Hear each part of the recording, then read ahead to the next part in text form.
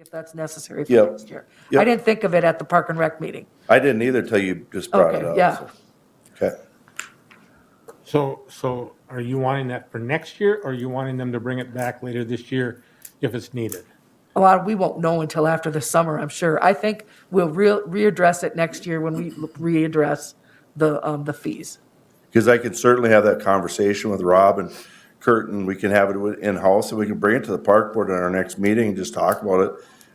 You know. I think I don't think they're gonna know until we Well, that's see how just it it, goes. yeah. So I think we have to go through a season and Okay. then see if we have to do All right. something, but. Councilmember O'Brien. Are these facilities open to the public per se, or do they have to sign in, or how does that work? Well, I think once the project's completed, they'll be kind of, the fields will be fenced off, so you'll have to obtain a key, I suppose, to get in there to use them. And I think they're gonna be available for anybody to rent, you know.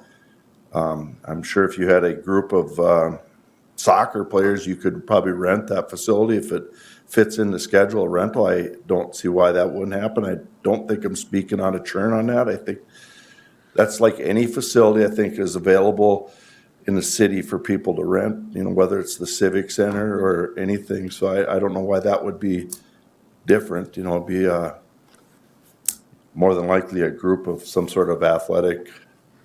So it would be under lock and key, in other words. Eventually, once the fencing's up, it will be, yep.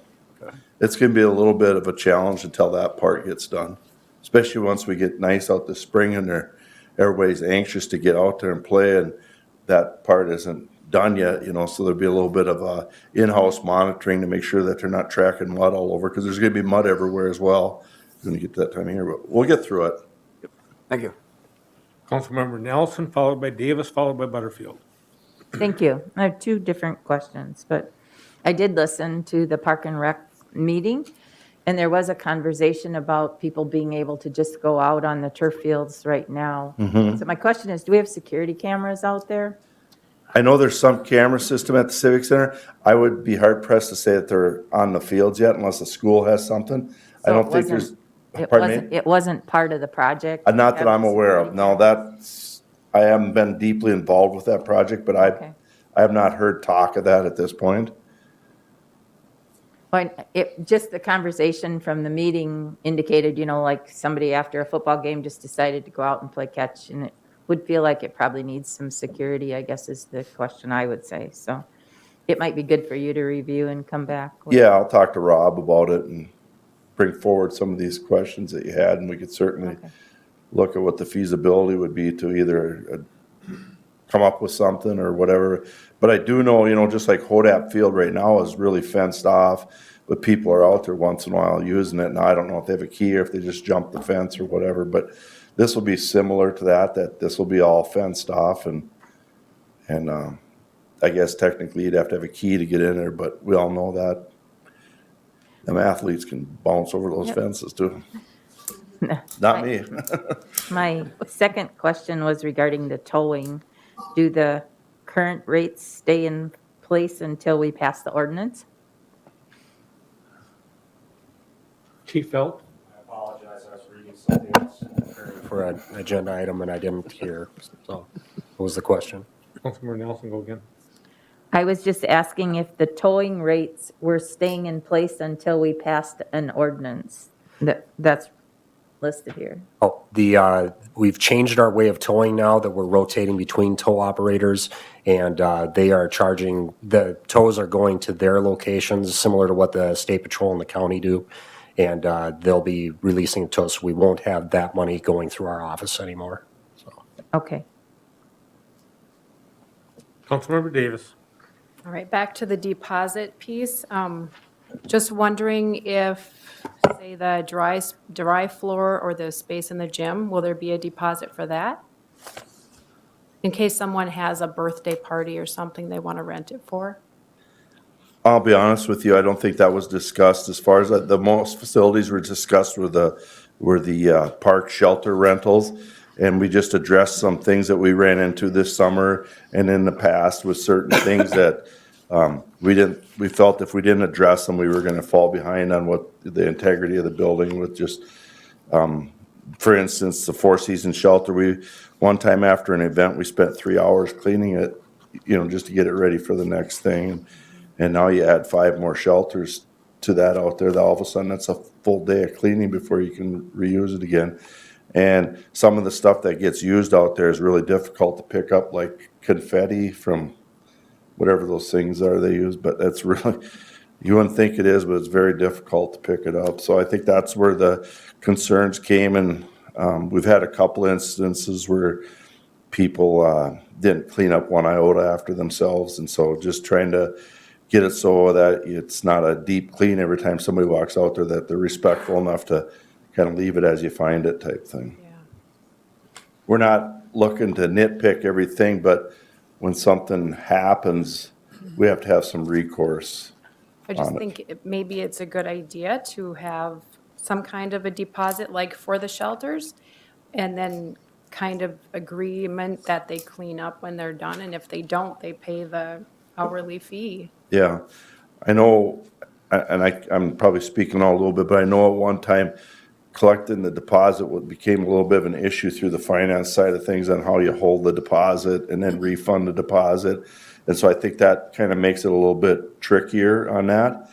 And so we probably need to maybe just look at now all these facilities is what the needs are.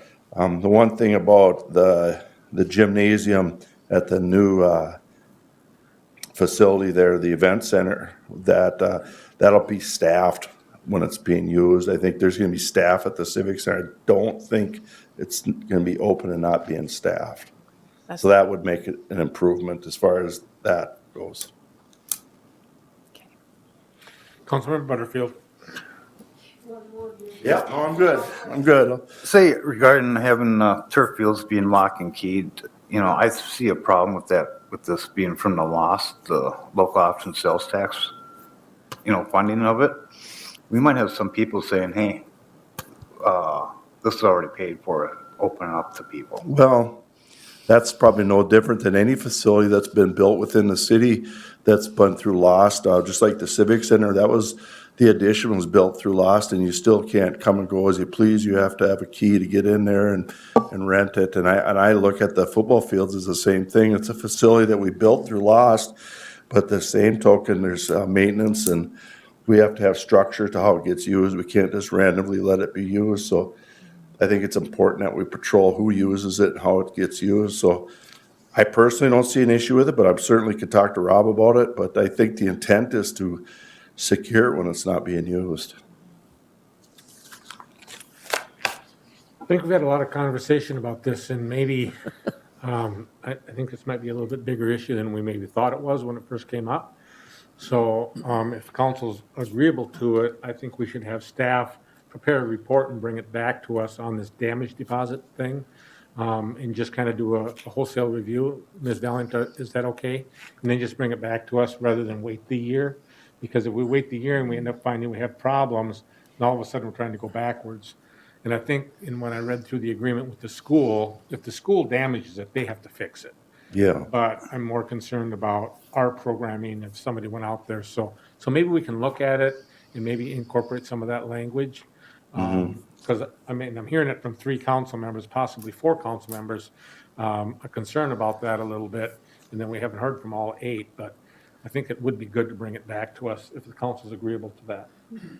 Okay, Councilmember Osmus. Just to clarify, Gary brought up a number of the points of why this became an issue, but one of the biggest one was tape. Doing tape on the walls in the Four Seasons. Four Seasons shelter. And so, because it pulls off the paint, and then they had to repair it. So that is really what got to be the issue, and then the confetti. Yeah. That wouldn't just sweep up, wouldn't just vacuum up. We have, and we, in the rental agreement, I think in the rental agreement, it lists different things that we would rather you not have in there.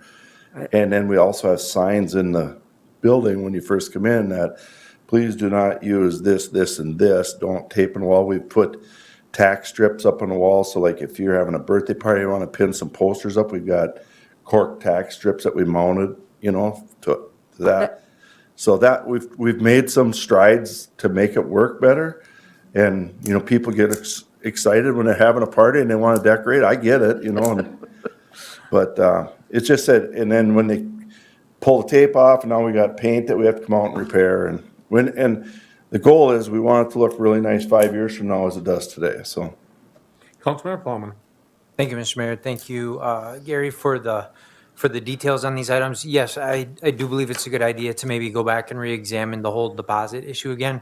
I also just want to speak to the issue of these being public facilities and be able to be used by all. I think maybe that's kind of the point of this is that there has to be some teeth in the rules for usage, because if somebody wrecks it, they wreck it for the public.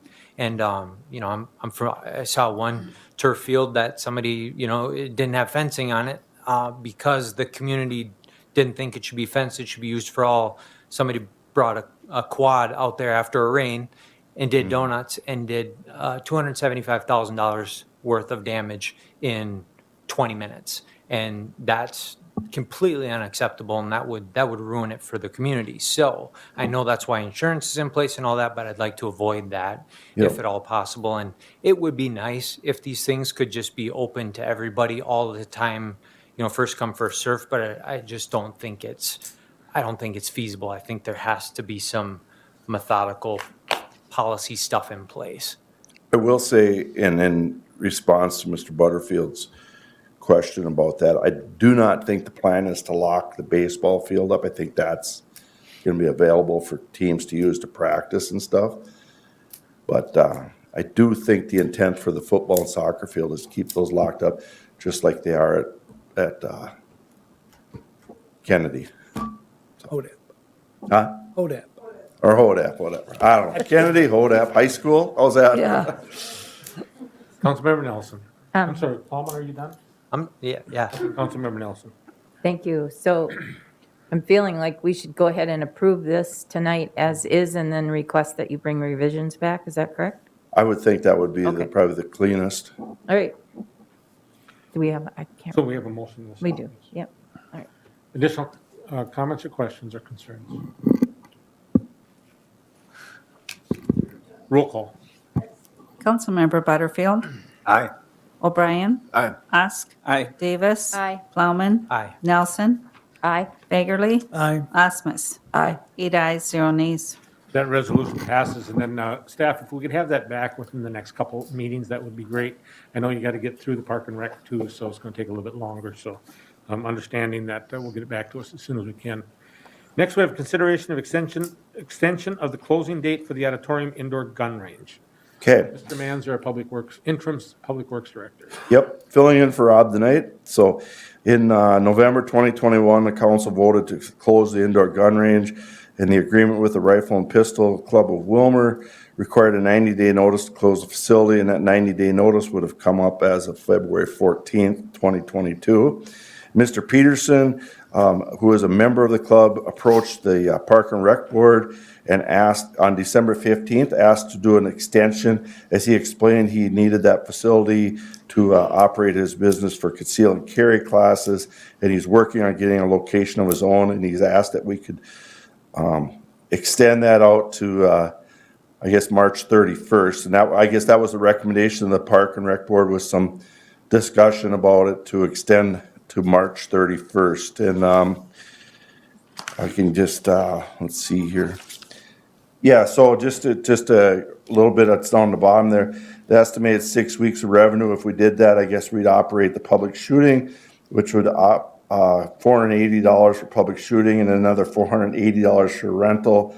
These are estimated dollars, of course, a total of $960, and the estimated staff cleaning time would be about $170 a week. And some supplies at $450 to a total of $1,475 to extend it for the, whatever that ends up being, a month, 6 weeks. So I guess I could possibly answer any questions you might have in regards to that. I'd make a motion to approve. Second. Motion been made and seconded to approve a extension of the closing date for the indoor gun range. Comments from council? Councilmember Nelson. I asked some questions at our administrative briefing that I don't think we got answered yet. Okay? Mr. Peterson was there as an individual, and I did listen to the meeting. And our lease is with the Wilmer Rifle and Pistol Club. It is not with, so he was there as an individual Correct. and spoke that he needs this for what he's doing, which I understand. And I also know we're working to accommodate a location kind of thing. But I'm just uncomfortable for a couple of reasons with the lease requires the club to have someone present when there are things going on and to do the cleaning before we do the cleaning. And I don't feel a sense that any of that was discussed at the Park and Rec Board or, whether the club is okay with this.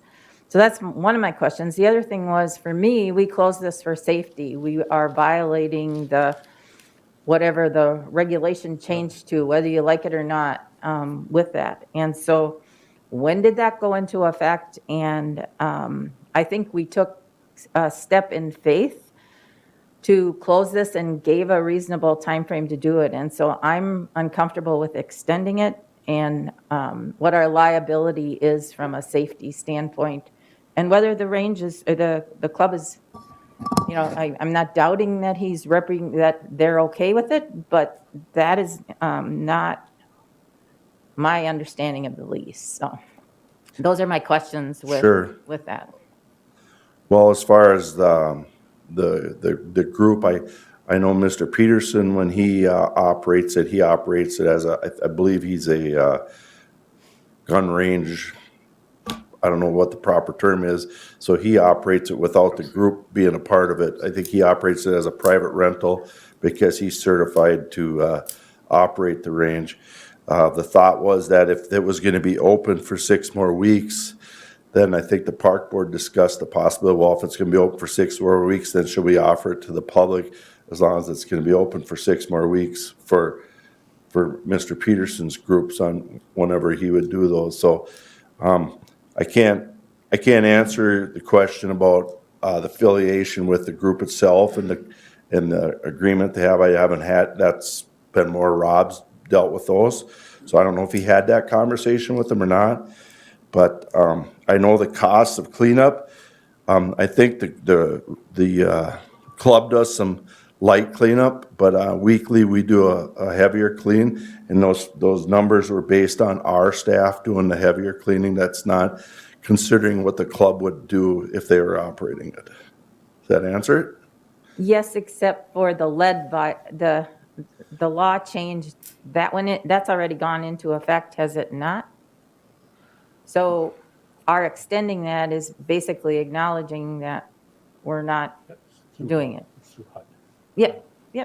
Yes, I spoke to Rob about that, and he had already said that we actually, since 2020, have been in violation of that, meeting those contaminations. And no matter how much more it gets used, it just would mean if we wanted to clean it up, it would just be much more expensive to clean it up. So up to the date of February 22nd of 2022, we have the cleanup from basically December 2019 all the way through 2021, 2020, 2021, because it hasn't been cleaned. Because, of course, in 2020, it wasn't used that much because it was closed a majority of that time. And so there was no reason to have a deep cleaning in 2021. But now in 2022, if we continue this process, we would have to have that deep cleaning. And so for every time that is being shot at, the lead contamination just goes up. It just means that's just that much more cost. Additional comments or questions? I have a few. I agree with Councilmember Nelson. Mr. Walker, our Planning and Development Director, and I had a conversation in regards to this. And the problem we've got basically is that our ordinance is written that doesn't allow for a gun range to be built someplace else, which we, as Councilmember Nelson stated, are working through that process right now. My understanding is that if a private gun range is built, it will be lead-free. And is there a possibility that we could require this facility to be open these additional weeks and have it in a lead-free environment so that we are not using the lead-producing shot? I'm uncomfortable with this. The reason, Mr. Manzer, when you came to us with this, you told us it was the safety of your employees. And Ms. Valiant, you said the same thing. The safety of our employees hasn't changed. And I know this is difficult to do. I understand that in trying to shoot last weekend would be a prime example. If you're trying to shoot outside last weekend with 25 below and, 45 below wind chill, that's a problem. But, at what point does the safety of our employees, the ones that we employ, supersede the use of the facility? In addition to that, I like the numbers on this a lot better than the numbers that we were presented previously. I mean, we're talking about revenues of $960 and expenses of $1,475. Those numbers are a lot more palatable to me on a financial basis, but I can't get over the hill of the safety of our staff. And I'd shared that with Mr. Walker when I spoke with him about this. I also stated that the council had ruled and that the council had made a decision. And I understand that the Park and Rec Board is saying that we should approve this, but as the mayor, I'm very concerned for our employees. And Mr. Manzer, when you presented that to us, I'll have to be honest with you, I was kind of a little bit on the fence, but the way you passionately explained that to me, and I believe, and I'll kind of paraphrase here a little bit, but when you were stating that you have to put your staff in a fully encapsulated suit with self-contained breathing apparatus to go and do that, that puts that at a risk just on the safety equipment that they are donning and doffing, in addition to that responsibility. So as the mayor, I would speak against this.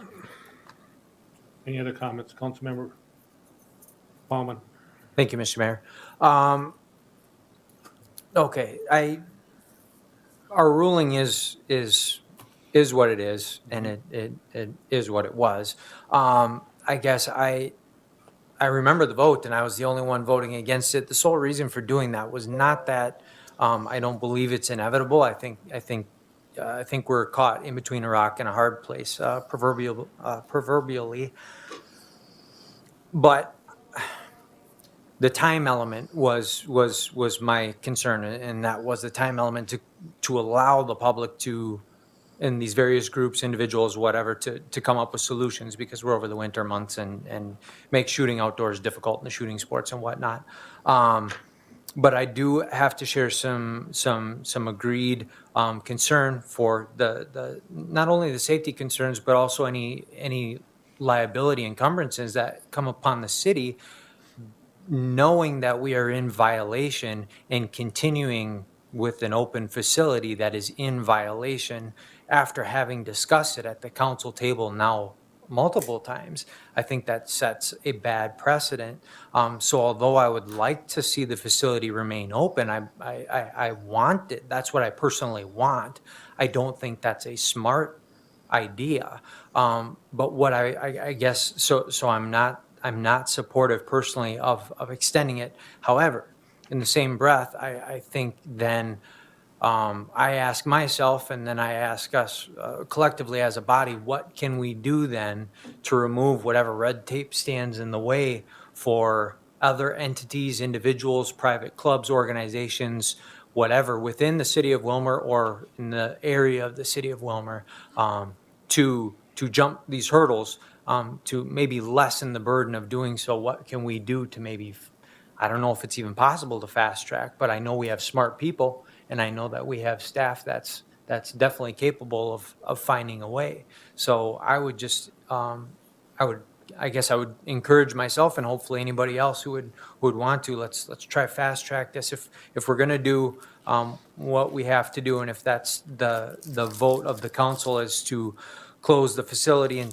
to stick to the dates, then I would think, you know, that the city would, you know, it would behoove us to do whatever we can to try help create a path for solution for the gun range.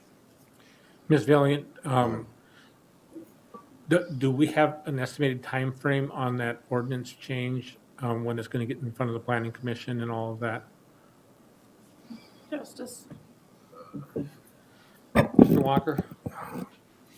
Good evening, Mayor Calvin and the rest of the council. I think we have a meeting this Wednesday. I think it'll probably be on the agenda of our next council meeting, of our next planning commission meeting, kind of looking at industrial uses.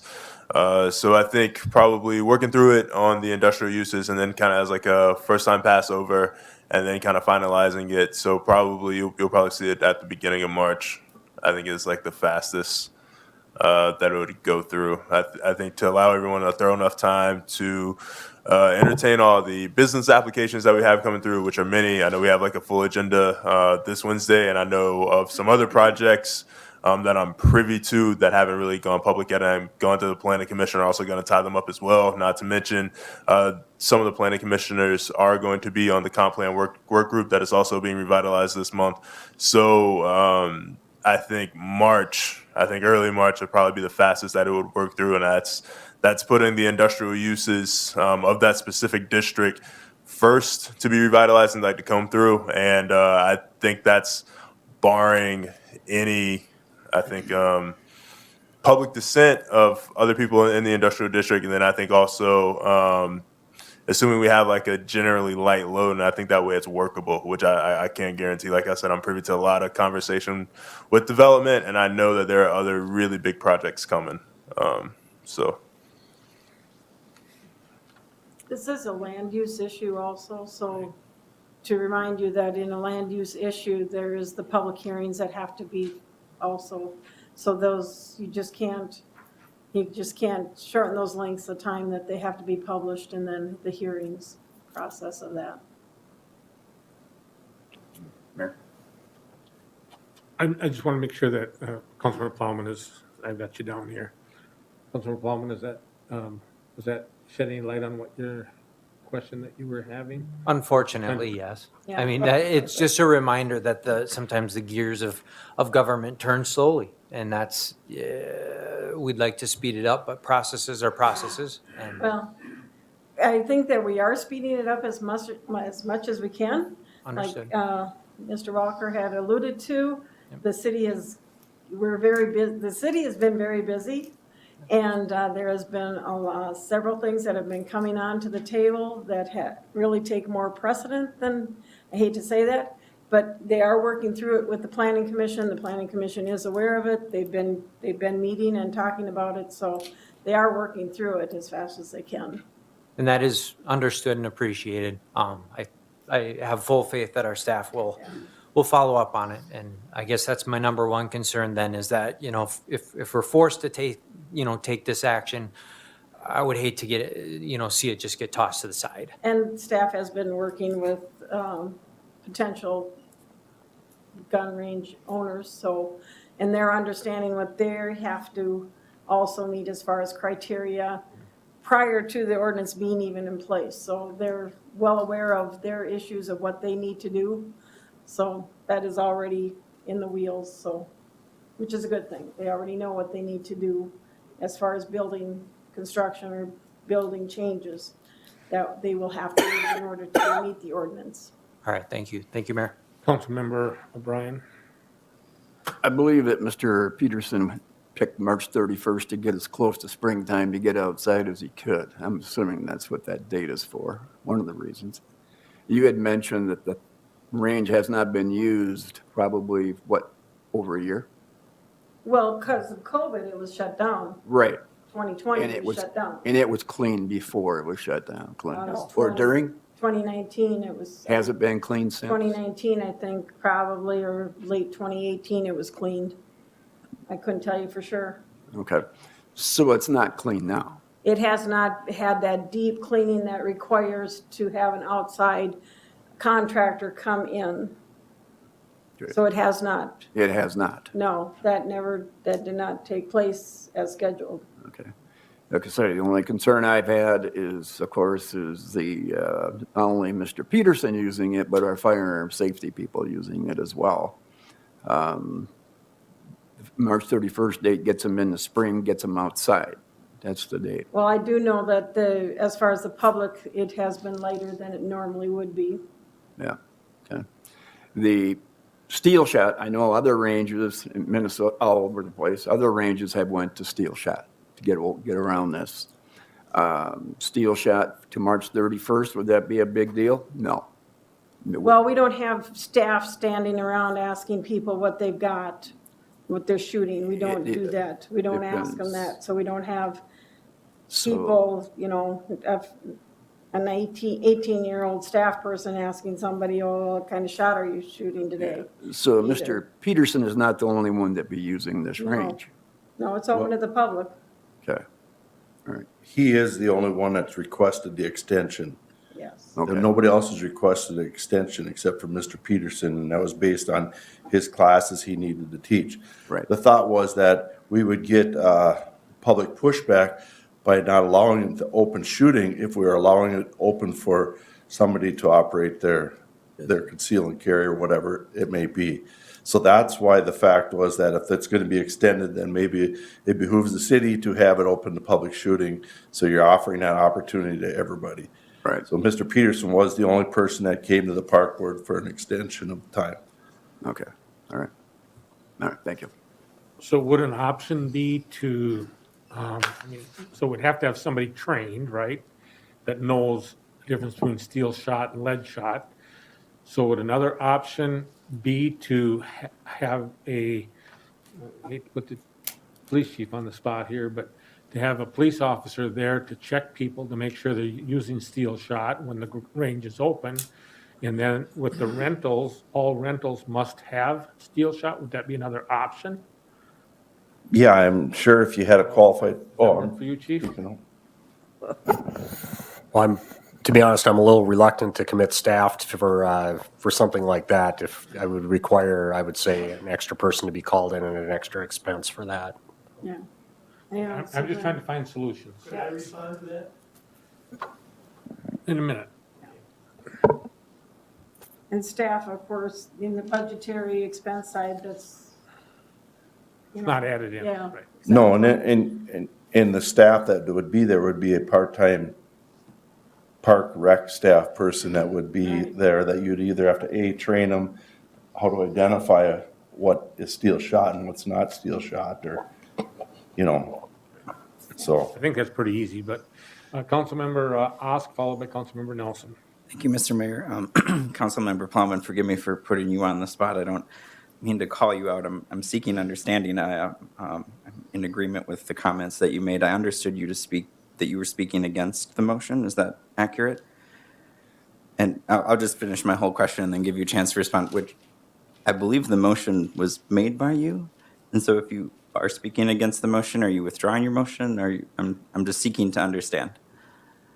Second question first, I made the motion for the sake of the discussion being able to be had.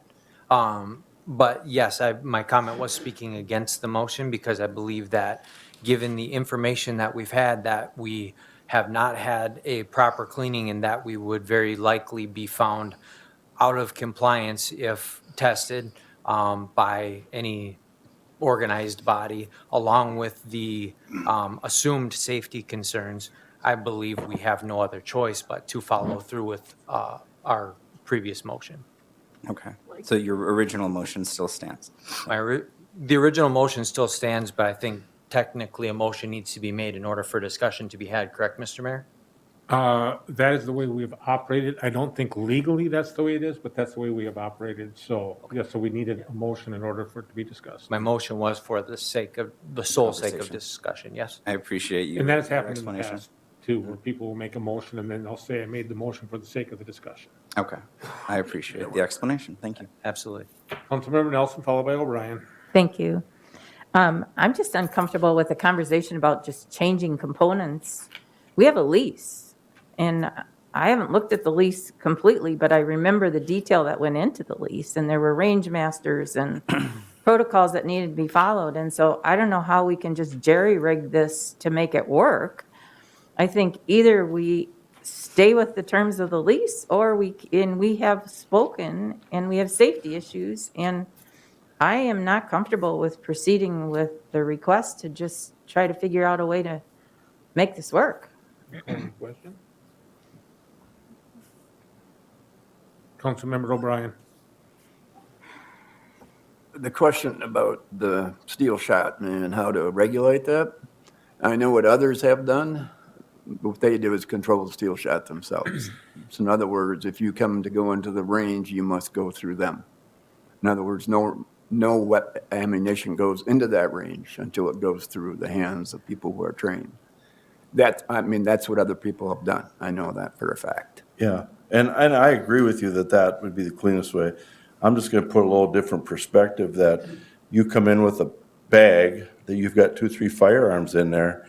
You don't, I'm 18-year-old kid making a few bucks to go to college, and now I'm gonna tell you, Mr. O'Brien, you can't bring that ammunition in here, and you're an understanding guy, you say, okay, I'm sorry, I can't, but that's not always the way it works.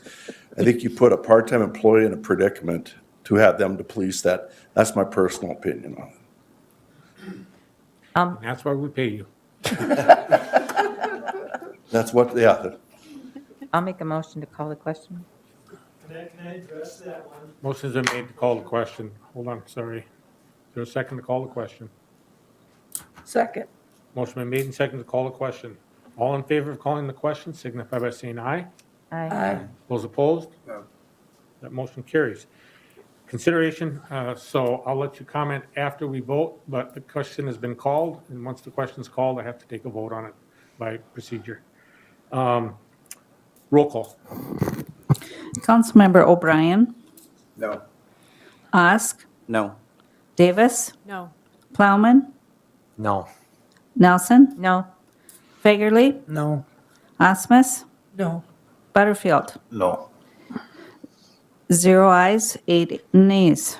That consideration for extension of closing date for the indoor gun range fails on an 8-0 vote. Mr. Peterson.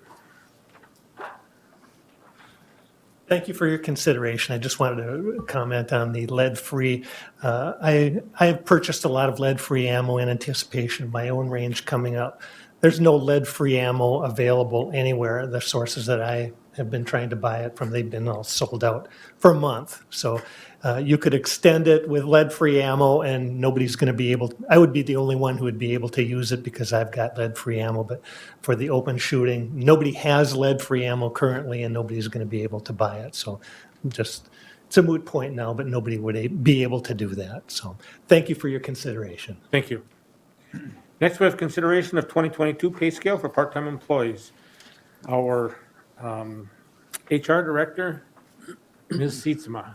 Good evening, Mayor and council members. So in our December meeting of the council, we presented an increased possibility or proposal for the part-timers for the city. And at that time, the discussion was, it's not enough. So take it back and rework it. So I'm just looking for I recommend an action here that just look at this. I don't know if you guys have had a chance to take a peek at what we came up with, and then the budgetary consideration that we included with that as well. All of the increases of $3 per hour for the minimum wage type jobs, and then there's a few that wouldn't get any increase because they've been increased recently, so you can see those are highlighted. And then on the budget comparison that's attached, all of the increases would be are taken care of by our budget increases for 2022, except for $23,125, which would be an additional cost to raise these to the proposed level. So,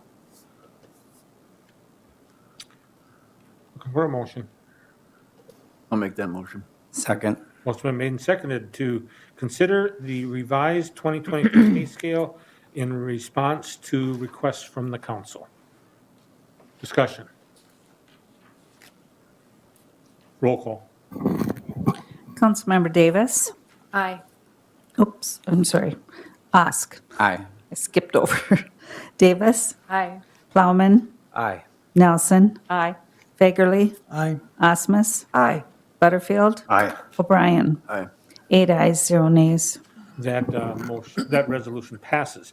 Next, we have consideration of a termination of an agreement with Bolton and Mink for the streetscape. Mr. Walker, our Planning and Development Director.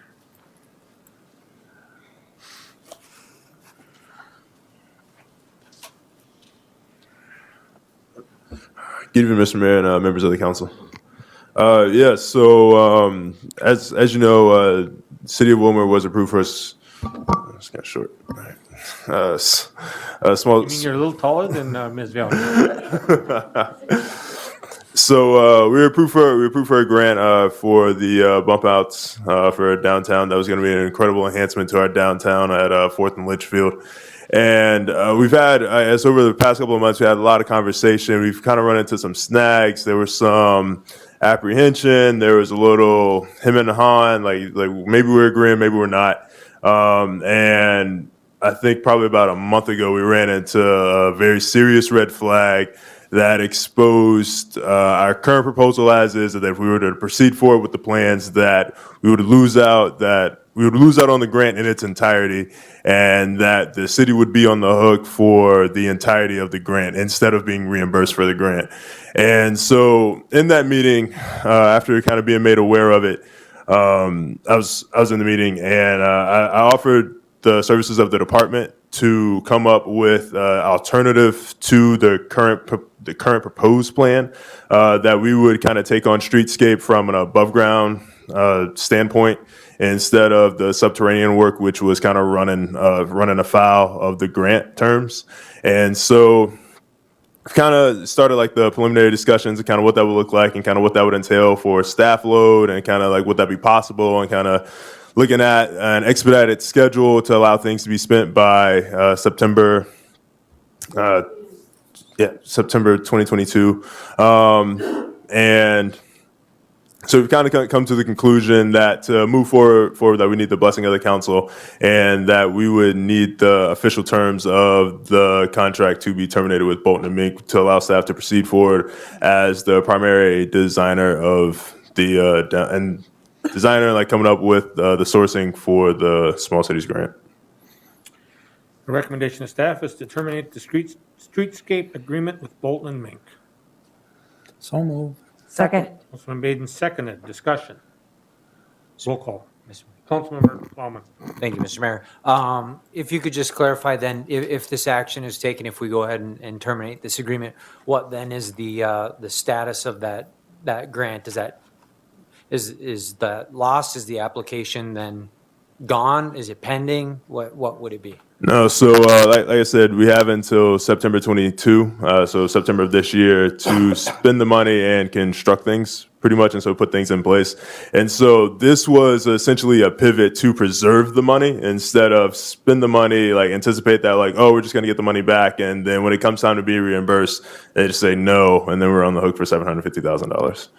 And so the plan was to move forward with this pivot, kind of approach things from an above ground standpoint to preserve the money, and like to preserve the grant. And actually, I think this application of the plan will allow for, instead of just focusing on that intersection, that money can be spent across pretty much the entirety of downtown. I think we're gonna.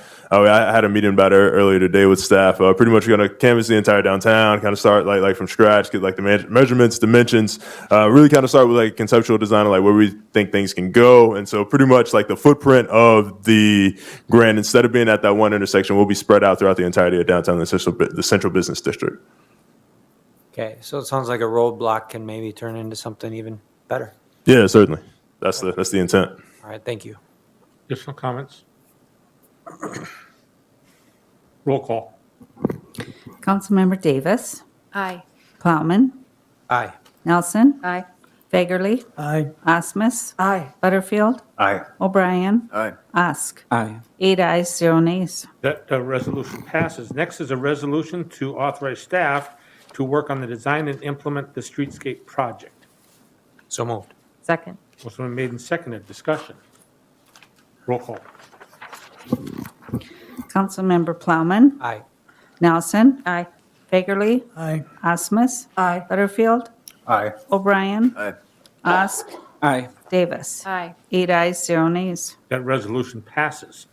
Next, we thank you for identifying that and bringing us a potential solution, so thank you for doing that. Next, we have consideration of rental housing inspector job description and recruitment for the same. And I'm not sure if I'm starting with Ms. Seetsma or if I'm starting with I'm just Mr. going to Walker. introduce Justice for this. Okay. Mayor and council members, Justice brought forward the need for a rental housing inspector position, and so we've been looking at that, developing a job description, which you have in your hand today, and he's going to present the business case for that, so. Mr. Walker. Yes, so I guess as you all know, fairly new, and so big part of I guess starting with the city and kind of working with staff and kind of looking at like what everyone's does on the day to day. It's been very clear to me that the development department is, I would say, severely stretched thin. I think from just generally, if I have a meeting with them, I try to get them in the morning, probably about 8:15, 8:30. We have staff meetings at 9 on Tuesdays usually, and I make them go first, kind of update, that way they can make their appointments. I usually don't see them throughout the day. They're in and out, kind of back and forth between appointments all day. And even then, that's not enough. I know, I guess you all know, Tom Rosemeyer, my department's retiring.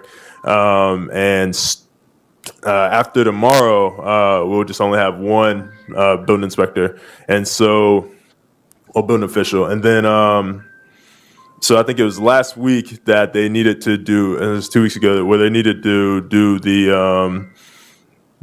I guess the trailer park in town. And they blocked off the entire day, the two of them, staff, they did not get it complete. It took an entire day, plus the next morning, and then there's re-inspections that still need to be done.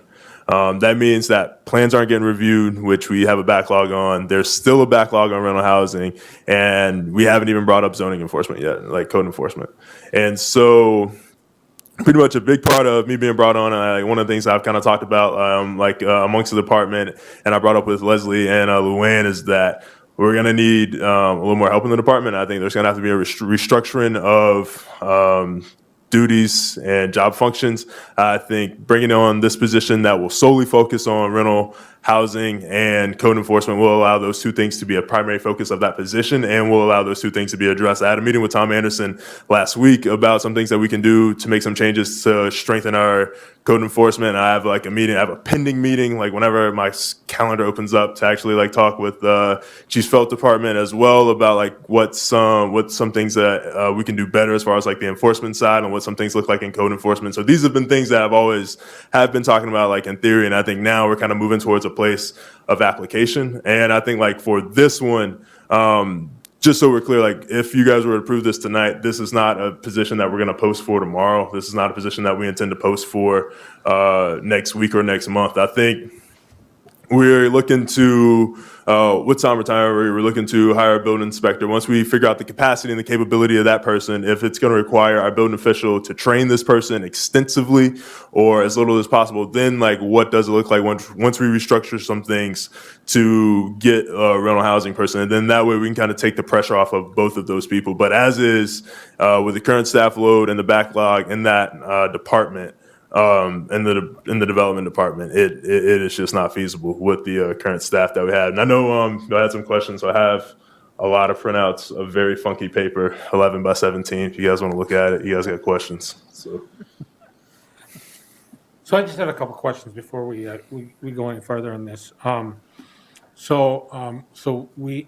Ms. Valiant, my understanding is that we have contracted with a firm, I think it was 2 meetings ago, to do our state inspections, correct? Correct, yes. And we're not anticipating a whole lot of work there. No, right now there's, right now the only thing that's on the docket is an addition for Bethesda this spring. Okay. And then we did add a planner.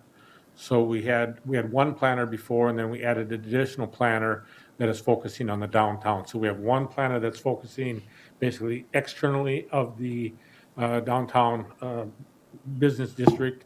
And then we have another one that's focusing on the downtown, correct? So we Yes. added one position there. Right. Okay, and so then we're looking at replacing our building official. And my understanding is that we'll be possibly moving our current building official up. Which we did, yes, Okay, yep, so we did Yes. that. And so then we're looking at hiring a building inspector. correct. And then now this would be a position in addition to that, is that what I Yes, understand? that would be in addition to this. The building inspector will take care of like residential construction. Your building official actually has to do all the plan reviews and such, and so with the current, any commercial requires plan reviews for anything that a commercial property does. And residential would just be new construction, has to have a plan review. But we have had many, over the last year, just many remodeling, which that just would fall under the inspector to take care of, to review those, to go out and check those. Right now, our building inspector also does all the rental inspections. And as you know, we've added a lot more rentals, and we have more rentals coming on. And so this rental inspector would just handle rental inspections. And also then we would be able to add on the code enforcement part, which we've been lax in also. And you can see that throughout town, the numerous areas that probably have a couch in the front yard as their patio furniture or things like that, junk cars and things. So those things have not been able to be enforced. And so Justice, Mr. Walker has had conversations with our civil prosecutor, Tom Anderson, and we are continuing to have conversations with him as to what steps we can take as far as the city, and then how we move that through the court systems, and what will the courts look at too. Okay, Mr. Walker, did you have anything else you wish to present? I just had those couple questions that I needed for clarification. I printed out all this paper and stapled it, man. It's so nice. Okay. Also, what are your wishes?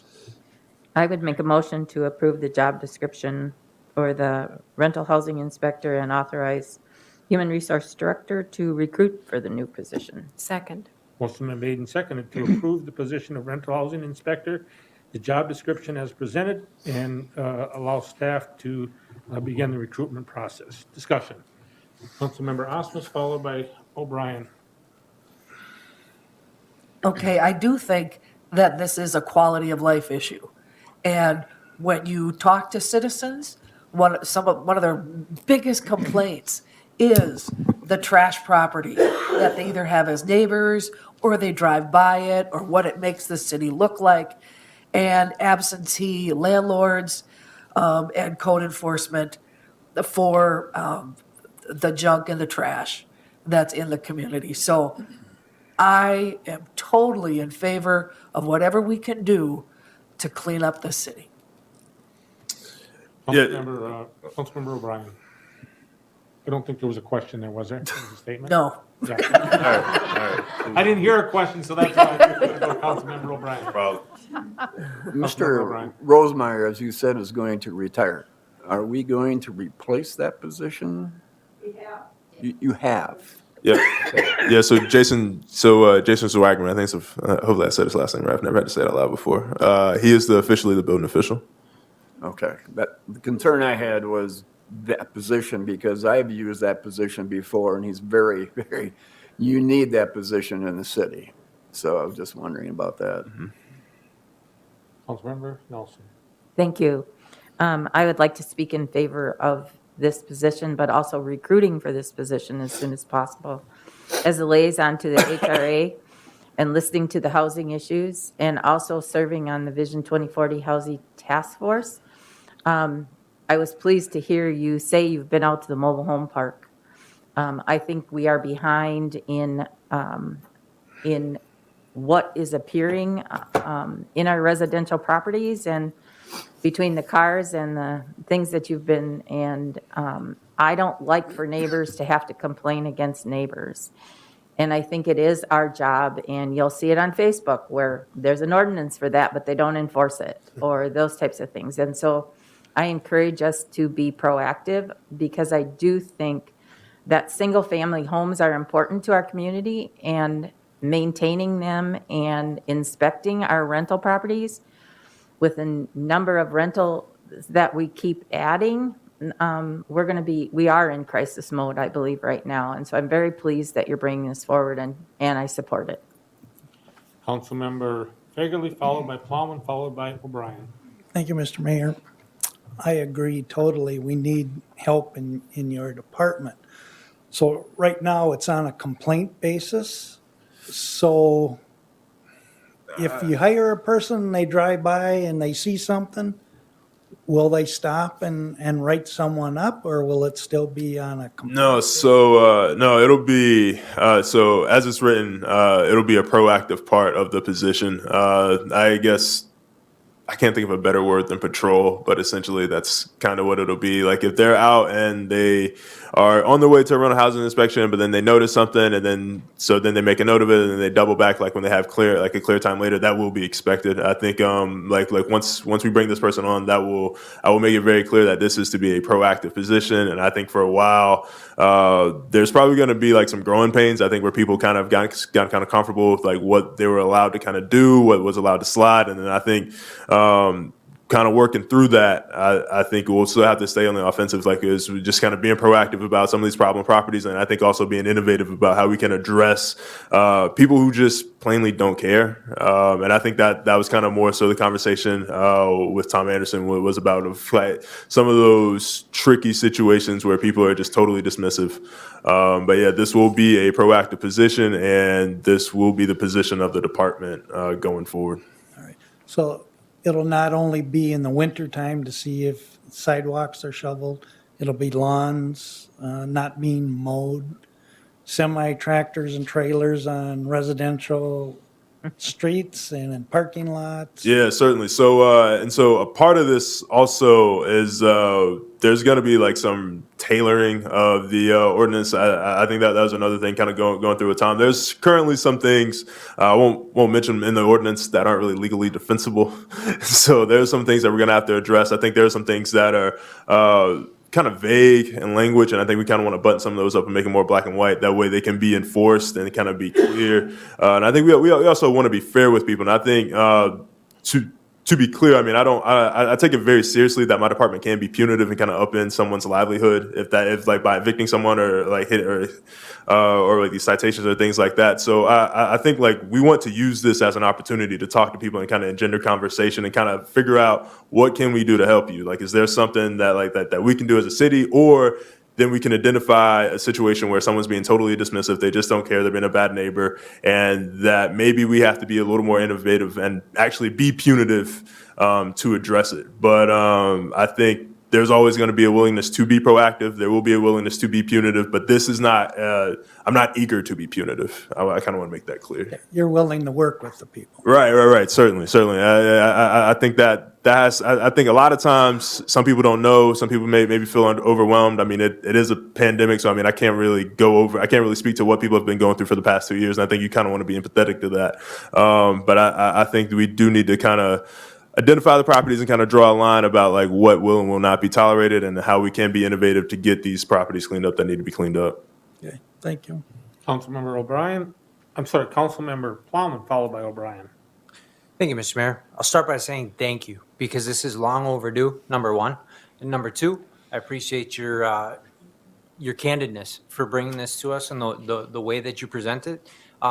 It speaks to the seriousness of the issue, but it also speaks to the specific details of the issue and the fact that this is something that has needed to happen for a long time, but the reason that it has not happened is because it is very complicated. There is no single solution to any one of these problems. And instead of looking backwards and saying what we did wrong in years past, I feel like we are now making a paradigm shift and looking forwards. And I think in doing so, we're helping shape the direction that the city is going to move in a monumental way in that whole planning and development direction. And that can be a big deal for the trajectory of a city. And so I don't think, when you talk about lawns being mowed, or when you talk about snow being shoveled, people go, well, all in all, that's not that big of a deal. But you put all of it together and it's a huge deal and it's a massive undertaking. So I appreciate that. And I appreciate the fact that it sounds like we're going to be hearing along with, consideration for a new employee, not just that. It sounds like a comprehensive plan. And so I look forward to seeing the details of this plan, because these are hours and hours and hours of conversations that we've had over years and years and years. So I'm excited about it, and I appreciate your tenacity. Thank you. Councilmember O'Brien. I've spoken to your office numerous times on this subject. And what I hear from your office is, I have done this and I have done this, but it's gotten nowhere. That's the question that I have. Okay, you go out, even if it becomes punitive, what are we going to do about getting into the court systems? It has to go to the court system to get anything done. Yeah, so that was also part of the conversation. I think with Tom Anderson, and I think in theory, we've come up with innovative solution to address some of those problem properties. I think some of the things that we kind of talked about, there seems to be a correlation between some of the real problem properties that are just very, very dismissive. Like you cite them however many times, they just don't care. There seems to be like a bit of a correlation between they also have other legal issues as well. And so maybe if we can tie those to them. I think I'm still kind of in the very preliminary stages of kind of taking this to some of the people who could help enact this change. I think so. So once I kind of talk to them and kind of figure this out, we should be able to implement that. From our conversation, the courts do seem to kind of be more on our side and like more receptive to this idea. I really pressed that I would like to kind of get an audience with who I need to over there to talk about it, and I was assured that it is not an issue, that it is something that they're receptive to, and that I think there's a way to do it, and I think that was something that we established. And so right now I'm operating in the faith that I can take his word for it, and that I'm going to take his recommendation and kind of I think address this through other channels. And then I think right now I'm operating that we have the full backing of the court to get these things addressed. Great, good job. Okay, so we have a motion that's been made and seconded to consider a rental housing inspector job description and to allow staff to do the recruitment for the same. It is in the 2022 budget, and so the money's already set aside for this position at the pay range that it is being presented to us at. Additional comments from council? All in favor of the motion signify by saying aye. Aye. Aye. Those opposed? That motion does pass. Thank you. Go forward and do good work. And looks like a few trees took a hit tonight. Oh, I'm telling you. Okay, next we have a consideration of a mandatory COVID-19 vaccination policy. Before you present, the mayor has gone on record, and the mayor's position is not changing. I am not in favor of mandatory COVID testing, mandatory COVID requirements for anybody. But I understand that our government doesn't feel the same way the mayor does. So I'm opposed to these types of things. One is a policy and one is an attestation. Just wanted to have, sorry for the last minute. The reason this is coming to us at the last minute is staff had to work over the weekend to put this together because MnOSHA made some changes. They did. And so, Ms. did. Sietsema, thank you for working over the weekend. I know the rest of us were enjoying the weekend. You and Ms. Valiant had to work on this, and thank you for responding so quickly. You're welcome, and thank you for Go hearing ahead. this out. So, according to the emergency temporary standards that OSHA has now laid out for us, there's any employer that has 100 or more employees is going to have to develop a mandatory vaccination policy. And as a part of that, we need to figure out and determine which of our staff are currently vaccinated, give them opportunity to become vaccinated, and then also work through the process of those that cannot be vaccinated. What are we going to do about all that? So what I'm bringing to you tonight is that emergency temporary standard policy for the city of Wilmer. We used some template from the League of Minnesota Cities and from Flaherty and Hood, just to make sure that we had some good sound legal verbiage in there. And I just am asking that you would approve this for us on a temporary basis so that we can begin starting to gather that data from our employees as soon as tomorrow, so.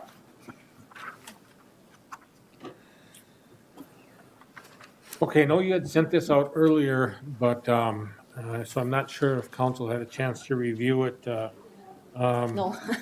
So I Probably don't not. know if there's bits and pieces that everybody wants to, or were you going to go over it Well- more in depth? Or are you going to just give us a high flyover, or what? I can just give you the high flyover, how about that? So, Just a minute, just a minute. The car report is on, I mean, it was uploaded to the box, but perhaps it would be good for you to start with why you're doing this and what's in the car report before you go through the policy. okay. So the car report says that effective January 10th, the MNOSHA is mandating COVID-19 vaccinations for all employees with 100 or more employees. The city is following the guidelines from the League of Minnesota Cities and recommendation of Flaherty and Hood for this policy. Further information related to testing requirements will be made available to the council as MNOSHA guidelines are updated. So as we know that there's a Supreme Court hearing that's happening on Friday that could impact this for MNOSHA. So we're kind of waiting on that information as well. And then also to find somebody to do our testing for us. I have no idea how many tests somebody would need to be doing until I gather the data from our staff as far as who is vaccinated, who is not vaccinated, and how many people will become vaccinated so that we know how many weekly testings will need to be done. So there's several different parts of this. There's recording current vaccination status, and the standard that they put out is that we can give people, I actually had a shorter time frame on mine than what they're saying you can have to. So we can give people up to March 9th to get completely vaccinated. So they would have to have their first vaccination this month and their second one in February. So they're not going to start doing any you're not going to get dinged for any of this until the whole MNOSHA comes into effect. So we won't know any more about that probably until next week. So we're just taking the first steps now to gather the data. And then we also have OSHA or CDC came out with new guidelines then last week and said, how are you going to handle it when people are affected by or have a COVID positive person that they come in contact with? So a lot of that information is also included in here as far as what do you do, who has to isolate, who has to quarantine, all those types of things. And then as far as working in the workplace, the face coverings and all of that so that we're protecting our coworkers. So all of that needed to be included in this policy. And then the attestation form that's attached is just what we're planning to use to gather that data. So it would be anybody who's employed by the city of Wilmer would need to report their vaccination status. And then we'll gather all that data so we kind of know where we're at, and then also recommend staff get vaccinated. Okay. My understanding is that we, on the testing side, we'd reached out to CARES, and they were unwilling to help us. Is that correct? They did not have capacity to do testing for any of the employers in the area because they have hard enough time keeping up with their own, is what I was told. So they did give me some information about an online site that does actually virtual testing administration. So they would do a Zoom call with people that had to be doing individual testing weekly, and they would schedule the call with the employee. They would watch the employee do the test and then watch for the results. And then those would get reported on a dashboard back to the employer. So I am waiting for cost information on that. So, yeah. And then I talked to Ms. Valiant earlier today about reaching out to the school district or reaching out to some of the other healthcare providers within the community that may be willing to work with us. Okay. Did we have the chance to do any of that? No, I have not Okay. done that yet. And then also Ridgewater College, I know that they are offering that to any of their employees and any of their students. So maybe those are a couple other places where we might be more favorably received. So, okay. So you're basically asking us to go ahead and put this policy in place. And in talking with the administrator prior to the meeting, basically you're asking the permission to do this. And then if there's any changes that have to be made, that would also, we would be giving you the permission to do that in accordance with the rulings that come up from MinOSHA, is that correct? Yes, please. Okay, so that's the request. And I just wanted to enter some preliminary comments before we have the council discussion, just for clarity. So Thank you. is there anybody that wishes to make that motion? Can I ask a question Certainly, before? go ahead. You're asking us to make this motion. I know there's some things that are still up in the air, but this would allow you to start the process? Is that why you're bringing it to us tonight before it's ready, before the pieces are all together yet? Is that what? Right, because this emergency temporary standard is requiring us to have a policy in place and to start gathering information from our employees. I wanted your approval first. Okay, thank you. The other thing is that we would have to do it by Friday. And so when Ms. Valiant talked to me about it earlier today, I said, well, let's bring it tonight rather than have a special meeting on Thursday or Friday. And so, I mean, if the council wishes to wait and have an emergency meeting either Thursday or Friday, we would just have to notice that tomorrow. So if council wished to wait till staff had a chance, but what Ms. Valiant told me is that we want to move this forward as quickly as possible because collecting the data is important. And a note on that too is that we will not have any information yet on the guidelines for the testing policy part of this. That's what's really missing out of this mandatory policy, vaccination policy, is the testing part of it. And we won't have those guidelines until MinOSHA decides if they're moving forward with it. So this is a work in progress type sort of thing, and so that's why we had put in there to authorize the administrator to implement any further requirements based on MinOSHA requirements. And I did speak with the governor's office in regards to this today. I had a call with the governor's office just expressing my displeasure with the fact of this coming down, first off, but then also on the short turnaround. You know, I said it's not really fair to our staff that had to have worked over the weekend, which was a holiday weekend, to work on this. And then more importantly, the short amount of time from implementation. And the governor's office told me that, well, you've known that this is coming since this fall. So yeah, it came short notice, but, and so I've got a follow-up phone call tomorrow with the governor's office in regards to this, so. I would make a motion to approve the COVID-19 mandatory vaccination policy for the city of Wilmer and authorize the city administrator to implement future policy changes as required by MinOSHA. Second. Motion's been made and seconded.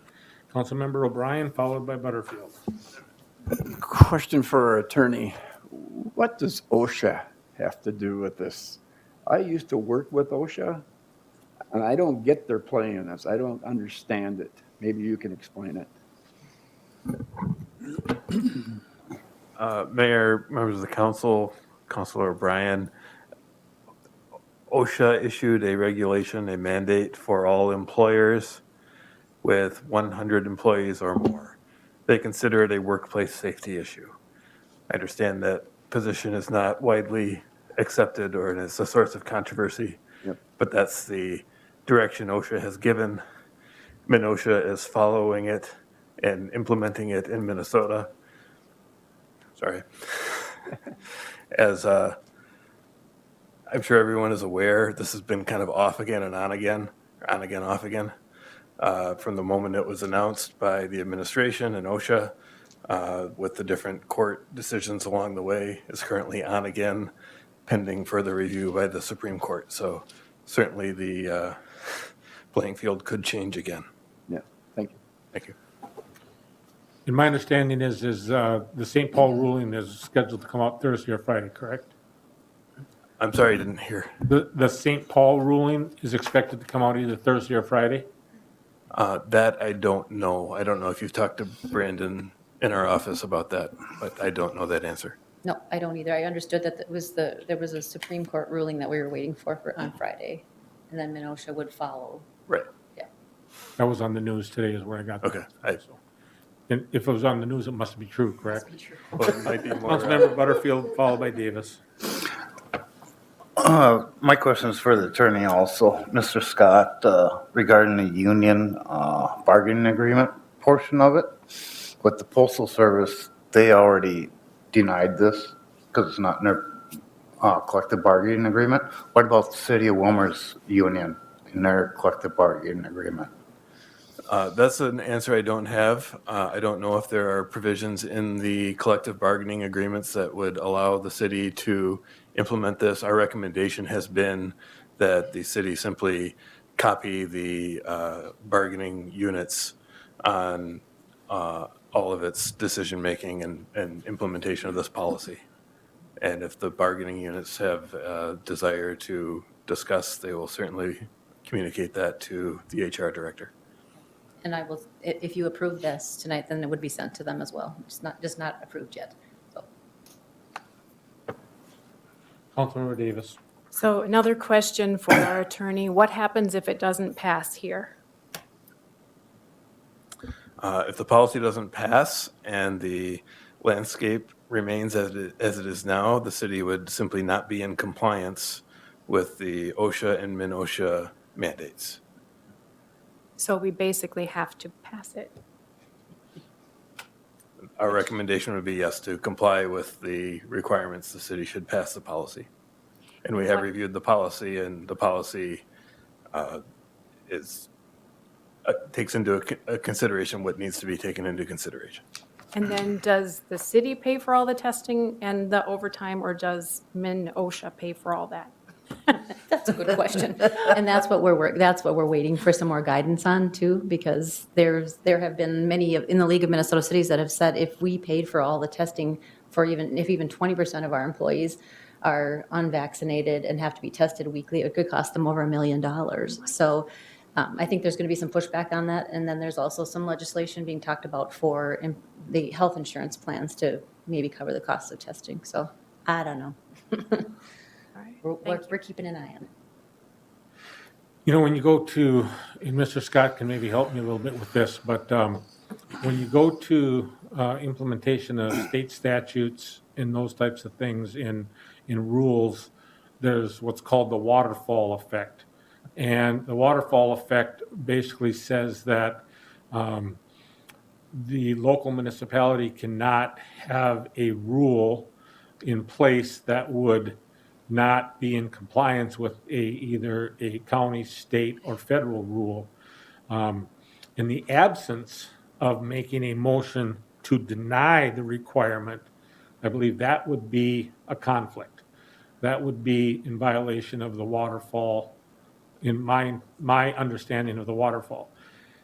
In the absence of approving this agreement, does not say that we're going against what MIN-OSHA is saying. It's just simply stating that we are not implementing a mandatory vaccination policy. I don't know if Mr. Scott's in agreement with that or not, but that's my understanding. Well, Mayor, members of the council, I think just from my legal perspective on this, the city is a creation, the city itself as a corporate entity is a creation of the state. The state can, whether you like it or not, implement policy the state wants to choose through the cities, because cities are simply the creation of the state. So you're a political subdivision of the state itself. So I think in general, yes, I agree with the mayor's comments. Mr. Mayor. Councilmember Davis, as a follow-up. Well, is yours a follow-up to the same question you had? Well, yeah, kind of, I guess it is. Yes. So if I can't in good conscience vote for this, then what am I supposed to do? Because I can't in good conscience go against, something that we're supposed to be for. Do you know what I'm saying? So I feel like I'm stuck between a rock and a hard place because I don't agree with this. I guess that's a personal choice. So you have basically three options. You have the ability to vote for it, you have the ability to vote against it, and you have the ability to abstain. a vote of abstention is basically a no vote, correct? In this circumstance, correct. So if you were opposed to it, you could certainly vote no, and then you would be recorded as a no vote, or you could simply just abstain from the vote, and then your constituents, the people that voted you in, would not have a representation because you abstained. If you voted no, they would be represented by you as a no vote. That's how I view it. That's the mayor's opinion. That's not a legal interpretation. All right, thank you. Councilmember Plowman, followed by Councilmember Nelson. Thank you, Mr. Mayor. Where to begin? It is my belief that COVID is real. Does the city have a current policy as far as if somebody is to test positive for COVID, what, procedures that the city currently goes through in order to keep the spread mitigated as best as possible within the city? Yes, we do. I mean, emergency preparedness procedures that started during COVID and then have kind of rolled out every time there's a change. We do have that in place. Okay, thank you. I guess my follow-up opinion is I do believe that COVID is real. I believe that it presents a real threat. I believe that people have become sick, ill, and people have died because of COVID. I am not anti-vaccination whatsoever. However, I am very, very against an egregious federal overreach of power. I believe the Constitution of the United States awards states' rights, and I believe it's very thorough in doing so. And I believe by working its way through OSHA, the feds are essentially trumping the states' say in how the states handle this issue. And I believe that's one of the areas in which the case is being brought to the Supreme Court. And there aren't many things that I would go so boldly as to say that there would be a hill that I would die on, but this would be one of them. I don't believe that this type of thing is right. And as I said before, I believe it's an egregious federal overreach to mandate what somebody put inside of their bodies. And so I will be voting no. Councilmember Nelson. Thank you. I just want to go back to why you're asking us to vote on this tonight. And just to clarify, if I heard correctly, yes, we need to take action on this. But you, Mr. Scott, you indicated if we don't approve this, we would be in violation of Minnesota OSHA. What does that mean to the city if this vote doesn't go through tonight? Whether you like it or not, I think I struggle with that. I mean, yes, people have choices, but we as a city have a responsibility, and as you stated, we are part of government. And so this is, I mean, you're asking us to vote on this, but it's basically larger than our vote. And so what happens if we vote no? If the city council does not approve a policy that would satisfy the requirements of MinOSHA, and again, MinOSHA is simply sort of the pass-through from the order that OSHA issued in November, the city would be out of compliance. You'd be subject to enforcement action that would come through MinOSHA. I assume that would start with a notice of violation or a notice of non-compliance. To be honest, I don't know the full array of possible consequences the city might be facing. Presumably it could be administrative fines issued through the agency. I don't know, Luann, if you've talked to Brandon anymore on that, but No, I'm hoping that we won't have fines. I do believe Yes, there I would know at they least are. be a initial notice given to the city with some sort of time to come into compliance, I would imagine. But if the city, again, did not pass a policy, and again, this all assumes that the Supreme Court doesn't overturn the OSHA order anyway, but if the playing field remains as it is and the city does not adopt a policy that complies, you would be subject to enforcement through MinOSHA. And the other reason that we're bringing it to you now is because we aren't going to find out until the 7th, and OSHA has required compliance by the 10th. So it's a Friday to a Monday. So it leaves us very little time to get things moving, so. So, I'm sorry, Councilmember Fegele. Thank you, Mr. Mayor. So how many employees does the city have? Well, because of our part-timers and seasonal help, we have about 130 full-timers. We have all of you. So anybody that's part-time, seasonal, whoever would be under this mandate. So we could have upwards of 250. Okay, so it's not the MUC, they're separate. They're separate. And the hospital's not included anymore, so, okay. And then the return to work criteria, they have at least 10 days have passed since symptoms? Didn't they just change that They to did. 5? No, well, 5 days, it depends on your, what station you listen to. Some are saying 5 now. well, it depends on your vaccination status. So they're saying if you're vaccinated and you have had your booster, you don't have to quarantine for 5 days, but you have to mask for 10. Come back to work and you can mask for 10. So it's still a 10-day requirement, but it's 5 days, instead of 5 days at home or 5 days masked, it's still a 10-day period of time that they're kind of making sure that you're safe. But the booster is supposed to help protect you a little bit. Okay. They're also trying to get people back to work faster. I think that's part of that. And what's their definition of vaccination? It's defined very well in the policy. Well, So when I think of vaccination, I go get a measles shot, so I don't get the measles, smallpox, shingles. You see people getting shots, COVID, they have 2 or 3, and Yep. they're still getting COVID. So it's not really a vaccination, it's a COVID shot, right, just but like flu. they're saying that to be fully vaccinated, it's either 2 doses of the Pfizer or Moderna or 1 dose of the Johnson, and then also the booster, that means you're fully vaccinated. And people are still getting sick, so. Yeah. It's gonna be around for a long time, so, I agree. yeah.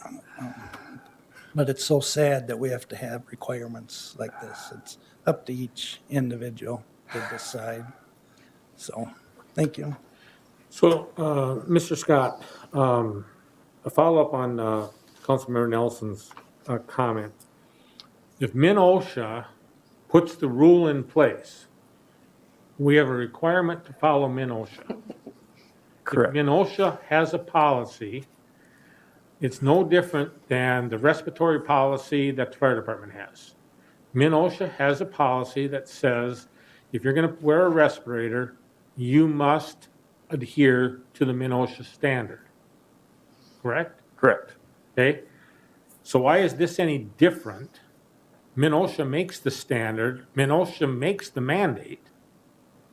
The city has to follow it, but as an elected body, do we have to approve it?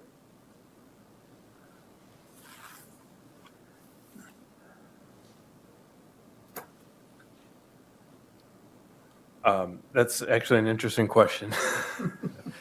And if you could give me 2 minutes to reread the memo that MinOSHA issued, I will get back to you while this discussion is happening. I have it Any right here. additional questions or comments from council? Let's just take a break. I'll take a 5-minute recess. So what kind of mask is that on? Not about what I. I'm going to say it's a double fabric. Well, Okay, as long as it's And- double. And I'm Single, wearing it it, doesn't work. and I'm Both wearing it I because, already thought this over a year because of the policy thing she just said down. I've got a cold. So I'm wearing a mask tonight. I got a runny nose. I wear them when I'm outside doing snow blowing. Oh, They work great for that. Or I just had face masks. so my thing, Well, and see, that's, but this is just too controversial. Oh, yeah. As far as I know, No one really knows. no. one that's difficult for you to understand. I just can't believe that, I don't know, I can't believe that the courts are gonna rule that Number one, but then you're struggling with constituents. But then, well, But then for how long? After your conscience, if There you used to, know, God, when did it change? It used to be that there was, you couldn't even No, walk this into is the all schools, you didn't have all this shots. And now if that's, torn, they are elected to represent our constituents. you know, like the MMR and all of that stuff. Yeah. And then you had to have the refresher ones before you could get into the junior high. The booster. Yeah, they won't even let them into the office. So I don't know. I My don't. daughter-in-law teaches at a You senior pull on high. it? Kids wake up in the morning and But have you the know, office. No, I didn't. I wouldn't say And everyone has to stay home for the 10 days or Yeah. whatever. And it's always worse in the morning anyway. That's why I'm asking. That's why I asked the question. I don't know. I mean, I'm just like, this is, I mean, this, you could just, I mean, I've had, you talk about, I I mean, it's all, But it's like. it's all personal choice. But see, that's, and as you speak, I've had 2 shots. Same here. I mean, do I wish everybody would? Yeah. But I also have a daughter who's like incredibly anti-vax. states Hmm. where it was established. I know the second one I got, they hit something Yep. in my Suppose arm. it's My not boots trying to still- spot, I was just trying to put Hurts. That was You understand almost- Hit the muscle somehow. Yeah, 10 months ago. Yeah. Through a federal. saying, you know, like an 18-year-old kid down there. That can Kinda like only the- be a police officer, all this. And his wife's job. That's what I was trying to say. All, I don't know, 6 people or 8 people all got Follow sick. that regulation and ocean. And they were sick from it. But I don't, everybody, you know. But Well, I got the flu shot one time and I got sick. I was sick for a day, so I've never had one since. We can't talk about the issue. Oh. Council, we can't talk about this issue when we're in recess. What issue? what issue? This. That's a hard topic. Yeah. Tell us. Vikings coaching decisions. We're Yeah. talking about the fire department, actually. Gophers? Agreed to take over for the game on Sunday against the Bears. I don't think so. The Bears. That would be. Up here. The Bears. That was a pathetic game. You know what? That was- Halftime they should have thrown the rookie in. We knew it Game was was gonna over. happen. Okay, here you go. They needed to I think they need. Oh, see, no, get rid of Cousins. Zimmer? Get rid of Zimmer. great defense Bring coordinator. him as a defensive coordinator. And if you want to call it defense, then step down and call it be a defense coordinator. Yeah, I don't think he would. You don't? You know, Andy Reid is. He's going to his He farm understands. in Kentucky with He's his brilliant. He's one doing it. You know, when we took his, dating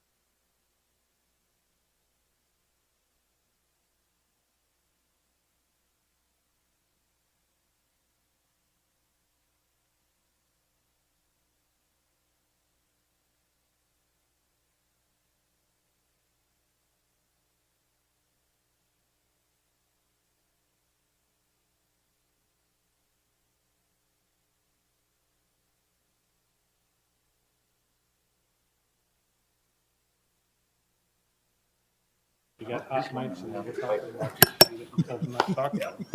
Oh, Oh, that's good. oh. And we, Okay, we're going to go back into open session. We're back in open session, and I'll call on our city attorney, Mr. Scott. Thank you, Mayor, members of the council. So the question, as I understood it, was what makes this mandate from OSHA implemented through MIN-OSHA different than any other sort of mandate that might be issued in, the workplace, considering, for example, use of respirators in the firefighting context. And I think the only answer I can provide is the mandate itself in this case is for the employer with 100 or more employees to develop and implement a program consistent with OSHA's order. So the mandate in this case is for every employer to develop a program to ensure that all employees are vaccinated or subject to regular testing. So then in this case, the city being the employer, how does the city implement such a program? It's typically through a personnel policy, in this case, a temporary policy to comply with the state order. And that's why it's before the council, because I believe typically the council would approve that. If the council did not approve this policy, I think it would still be incumbent on your staff to attempt to enforce this vaccination or testing requirement. But I think in this case, staff chose to bring it to the council, given the way the council typically approves changes to personnel policies. Okay, additional comments or questions?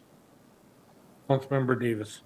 I think maybe for me, I'm having trouble with the wording of this because I don't approve of the mandatory vaccine policy. But if we didn't have to vote for that, I would approve of the city administrator implementing the changes they need to do. Does that make sense? Because if it's a mandatory thing and it's going to have to pass, whether we agree or not, then I want to allow them to do what they need to do. But I don't approve of the mandatory policy. Councilmember Osk. Thank you, Mr. Mayor. I'll just echo some of what Councilmember Davis said. And I think like the important part of this to me is that the city administrator is going to be making future changes, because like everything that you handed out to us tonight could be irrelevant in 24 hours, right? Like, and we've made comments about this tonight, like CDC could come out with different standards. It might go from 5 days to 25 days or 5 days to 5 hours. Like, and so Ms. Valiant, you're going to be busy updating this constantly, and I have no objection to following some of Councilwoman Davis's suggestion about just turning this over to the city administrator, because in all honesty, whatever we approve tonight is going to change in the future anyway. So what you could do, and Mr. Scott, if I'm incorrect, tune me up. But what you could do is you could vote this down, and then you could vote to authorize the city administrator to follow MIN-OSHA requirements.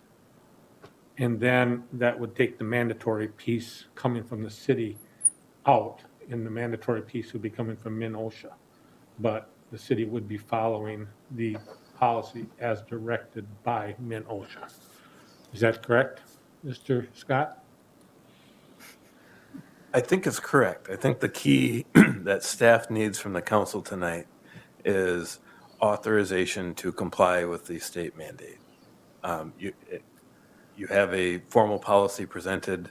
The typical language for approving a formal policy is just as stated in the staff report. But in this case, if the council wanted to tweak that and say rather than, for example, to approve the COVID-19 mandatory vaccination policy, change the language to something like to authorize the city administrator and staff to comply with all MIN-OSHA mandates regarding vaccination and testing. I think that's probably sufficient for staff to thereafter implement the programs needed to be implemented to comply with the mandate. And then they would have the flexibility to change as needed. Correct. Councilmember Butterfield. Yeah, is there a way we could get the motion withdraw or table this until people with, or council people with concerns wants to talk to their constituents, see how they feel about this? Don't have time to do that. So I'm just trying to think of some ideas here on. Yeah, the problem is we don't Gotta have keep time. going. Staff has to have this implemented by Monday of next week. Okay. So, I mean, an option is to call a special meeting for Thursday, which would have to be posted tomorrow. And it would have to be, no, it would be a Friday meeting. So we could post a meeting right away tomorrow morning, 8 o'clock, and then we could have a meeting at 8 o'clock Friday morning. Because I know how I'm going to vote, and I think the majority of my constituents will agree with me on feedback I've already received on this from prior in the past. But I was just trying to help out the other council people here that have concerns Good about idea. it. Councilmember Nelson. I made the motion, and I'm willing to change it. I'm just a little concerned. This is a vaccine, what's coming is a vaccine mandate. So are we trying to just avoid those words, or what would we put in the motion to accomplish what we need to do to meet the OSHA requirement? I think what I had said was to authorize the city administrator, and I believe Mr. Scott, our city attorney, said, and staff, he added that piece, to comply with min-OSHA requirements regarding the COVID-19 stuff. So it would basically give the administrator, because if we approve this policy and min-OSHA changes it tomorrow, as Councilmember Oss stated, they're going to have to bring it back to us next meeting and change it again, and we're going to have to vote on it again. That way it gives the staff the ability to comply with what min-OSHA is saying without us. And what I'm hearing is some resistance on the mandatory word, as it's felt that it's government overreach, of that piece. I think that's my interpretation, and I'm trying to bring clarity to the question. I'm trying to eliminate the personal feelings about where people are at. Correct. To me, this shouldn't be about how I feel or how you feel. This is what the city needs to do. And so I'm still trying to clarify what the motion should be. I'm supportive of authorizing the city administrator and staff to move forward, but to implement OSHA, I mean, we're still coming back to what their requirement is. So help me with the wording. I'm willing to change my motion, but Mr. Scott, if you have something written. Well, hold on just a second. So are you saying you want to rescind your motion at this point? No, I'm not, because I still think this is something we were asked by staff to do, and I'm trying to clarify how we can accomplish the requirement that we have been asked to do. What wording can we use so that it takes the personal whatever out of how people are feeling, but accomplishes what this council needs to do. And I'm asking for Mr. Scott to help with that.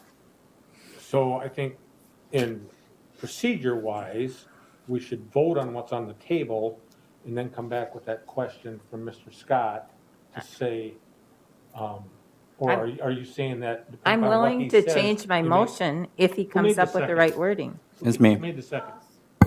Ask. It was Nelson and Would Ask. you be willing to rescind if she rescinded, or are you going to hold the motion as a second? Can I hear Mr. Scott's response before answering that? Okay, that's fine. That's what I'm asking. Thank you, Mayor, members of the council. So I'm trying on the fly to, I understand, I think the council's concerned with the language in the motion recommended in the staff report.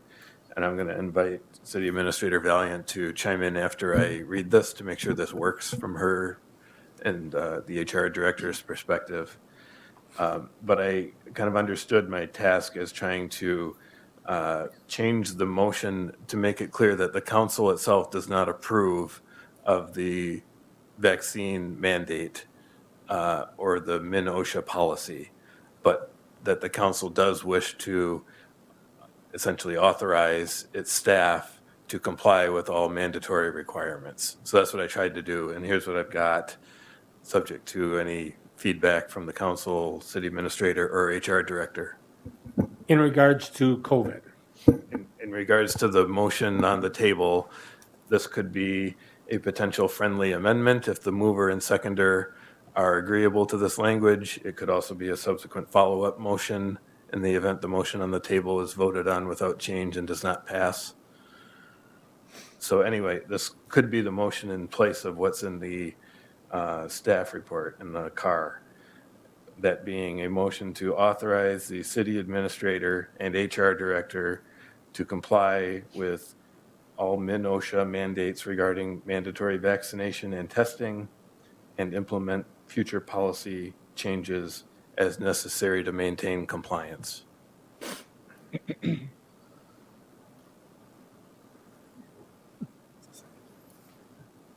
be agreeable to that. Isn't that a substantial change from the original motion? I mean, in my view, I guess I think the council's trying to work on, you're still trying to develop what your action item is. You did have a motion on the table. If you want to rescind the motion and make a new motion, that might be cleaner. My concern is in my, what I just heard you say, it's a substantial change to the initial motion and the initial recommendation of staff. So it'd be cleaner to rescind and then remotion. But if council wishes to do that, council certainly can do that. But I believe that it's a substantial change to the original motion. I saw this as a compromise, and I think what I'm hearing is that this council doesn't want to vote on whether they approve of a mandate or not. But we understand that we need to follow the OSHA guideline. And so I'm willing to accept that so that we don't have to vote it down or up and vote on something that is something that we came up with. And so I'm willing to amend my motion to what you said, if that's appropriate. I agree with Councilmember Nelson. I think it's in the spirit of compromise. As I'm listening to my colleagues' comments, I think it also, as I said before, I think it reflects the reality that our scientists, our doctors, all of this is changing. They're bringing out new knowledge every day as we get to have more experience wrestling with this. And so I think they're bringing out new recommendations, and I think that we're going to follow those recommendations. It would be my hope that we would follow those recommendations. I don't do this to dodge the tough question or to, push a hard decision on our staff that, the 8 of us aren't willing to make. But I really think this is going to be such a fluid situation. The courts are going to weigh in. It just makes sense to me that we let the staff, implement policies that follow the regulatory bodies. We ready to vote? Roll call. No, let's read the motion. Councilmember, Can we have the motion repeated first? Councilmember Rasmus. Okay, just for clarification before that, I thought that the mayor was trying to say that the new verbiage was too different from the original motion, that we needed to rescind in this one and start with the new one to make it clean. But then when Councilmember Nelson spoke, I felt like she was saying she wanted to do a friendly amendment or to change it. So I just want a clarification. Right. So She asked for a friendly amendment. instead of rescinding, and you were asking for it to be rescinded. Correct. So, Difference of opinion. yep, Either are fine. so I just want it clear what it is that's gonna happen. Okay, Mr. Scott. Mayor, members of the council, I think there are two paths to the same result. Oh, yeah, And ultimately, I think Mayor, as chair of the meeting, has indicated that he's not comfortable with a friendly amendment in this case. And in that event, I am perfectly fine recommending that, given what I think I'm hearing is consensus, that the council wants to vote on the motion as I read it, and I can repeat it again. I would recommend that the maker of the motion on the table and seconder simply rescind the motion and second, and then someone on the council enter the new motion. And I can certainly repeat this language again if that's what the council wants to vote on. Okay, and is there a way So on the part, I believe it was in the second sentence where you talked about the mandatory piece, is there a way to just put in there min OSHA rather than mandatory?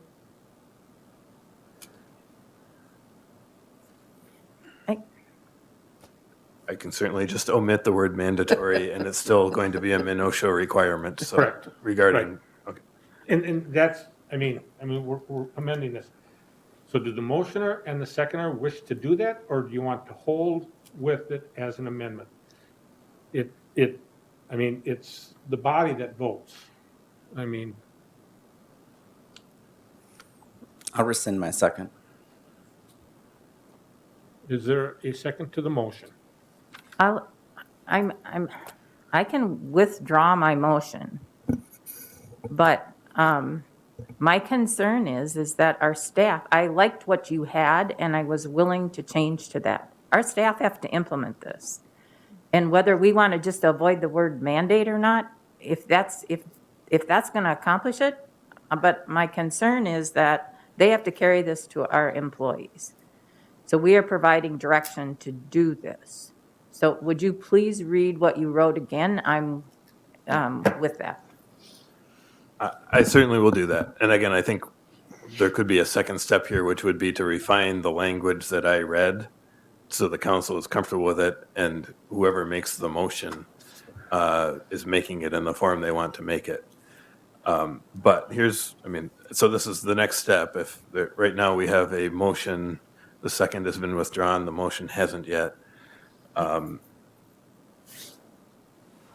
So the proposed replacement motion would be a motion to authorize the city administrator and HR director to comply with MINOSHA mandates regarding vaccination and testing, and implement future policy changes as necessary to maintain compliance. That's the same thing I read the first time I removed the word mandatory. Is there a second to the motion? The So- original motion. No, I was offering to withdraw that motion and replace it with this motion. Okay, I thought, No, that isn't what you said. that's not what you said. No, I asked to hear it. I was willing to withdraw it. I Are you wanted to withdrawing hear it the mo- Are you again. withdrawing the motion? I will withdraw the motion. Okay, there's no motion on the table at this time. For discussion, Councilmember Nelson, is there a motion you wish to make? I would make the motion as Mr. Scott read. Second. Motion has been made and seconded. Councilmember Butterfield. With this new motion and all the confusion and not knowing what's going to happen with the courts, I think we all just need to abstain and ride this out and see where we all go from all the federal mandates and the lawsuits. And let's not put the cart before the horse, and let's wait and see what has to come through the court system first. Additional comments or questions? I guess I'd like Mr. Scott to respond to that, because it's my understanding we don't have that choice. Yeah, we do. Do we? Yeah, sure we do. I thought We're we had a violent- deadline to do something by Friday in order to meet the requirement. Additional comments or questions? Roll call. Councilmember Nelson, Aye. Fagerly, Aye. Osmus, Aye. Butterfield, Abstain. O'Brien, Abstain. Osk, Aye. Davis, Abstain. Plowman. No. Motion passes. Next on the agenda is the consideration to change the city council location and meeting start times. It was brought to me by Councilmember Butterfield that he would like to see us change the start time to facilitate his work schedule. Staff has put a car together that would allow us to have the start time changed to either 6:30, or if the council wished to change it to a different time, they certainly could.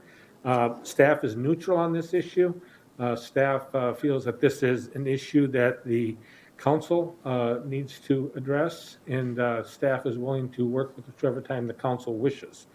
I had asked the Ms. Valiant to get a timeline of when our meetings have adjourned And I don't know if you're able to put that report together because they didn't ask you for it until late this afternoon. So I don't know if you're able to get that together or not. Yeah, we have to go back to the vote on the. It was 4-4, wasn't it? It was 4-4, 1 no, and 3 abstained, so that makes it a 4-4 vote. So we need to know the mayor's vote. Yes, and the mayor said that the motion passed. Okay. Thank you for that clarification. So on the start times,